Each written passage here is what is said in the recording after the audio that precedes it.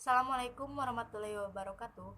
Perkenalkan, nama saya Trisnayanti dari kelas D NPM 19340416. Di sini saya akan memaparkan hasil kerja saya yang ditugaskan dari mata kuliah Bahasa Indonesia.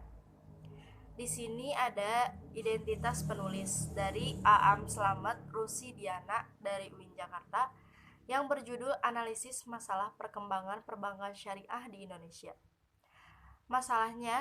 Permasalahan dalam hal pengembangan perbankan dibagi menjadi 4.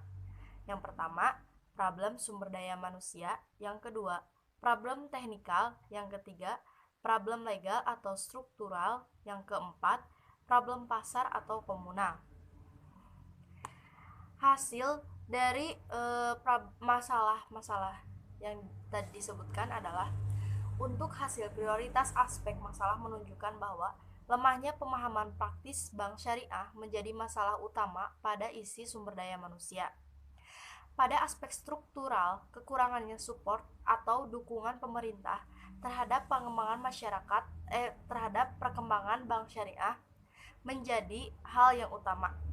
Di sisi pasar dan minat masyarakat yang relatif masih rendah menjadi problem utama. Sementara itu, pada aspek teknis, masalah permodalan bank syariah yang belum memadai menjadi hal penting.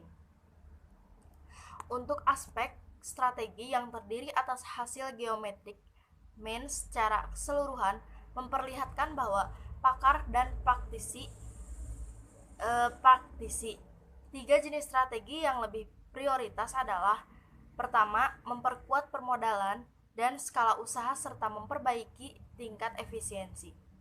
Strategi ini menjadi jawaban atas beberapa masalah bank syariah saat ini, yaitu terkait permodalan yang masih kurang, masih mahalnya cost of production bank syariah, dan hal-hal related yang lainnya. Strategi kedua sebagai prioritas adalah memperbaiki kuantitas dan kualitas sumber daya manusia bank syariah. Berikut juga sistem informasi dan teknologi. Lazim diketahui bahwa masalah sumber daya manusia menjadi masalah klasik bank syariah yang hingga saat ini masih menjadi PR bagi para stakeholder industri keuangan syariah. Kebijakan ini menjadi hal yang penting diimplementasikan, termasuk dengan perbaikan ICT bank syariah secara umum. Strategi ketiga dan keempat selanjutnya adalah perbaikan struktur dana bank syariah dan harmonisasi pengaturan dan pengawasan. Dengan struktur dan analisis pengembangan perbankan yang lebih baik, bank syariah diharapkan akan mampu bersaing secara kompetitif dengan bank konvensional.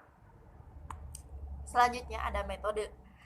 Metode yang digunakan pada penelitian ini adalah kuantitatif, karena data yang digunakan merupakan data primer yang didapat dari hasil wawancara dengan pakar dan praktis yang memiliki pemahaman tentang permasalahan yang dibahas. Dilanjutkan dengan pengisian kuesioner pada pertemuan kedua dengan responden. Pemilihan responden pada penelitian didukung dengan mempertimbangkan pemahaman responden terhadap permasalahan dalam pengembangan bank syariah di Indonesia. Terhadap permasalahan dalam pengembangan bank syariah di Indonesia, jumlah responden dalam penelitian ini terdiri dari 3 orang pakar dan praktis dengan pertimbangan berkompeten. Syarat responden yang valid dalam ANP adalah orang-orang yang menguasai atau ahli di bidangnya.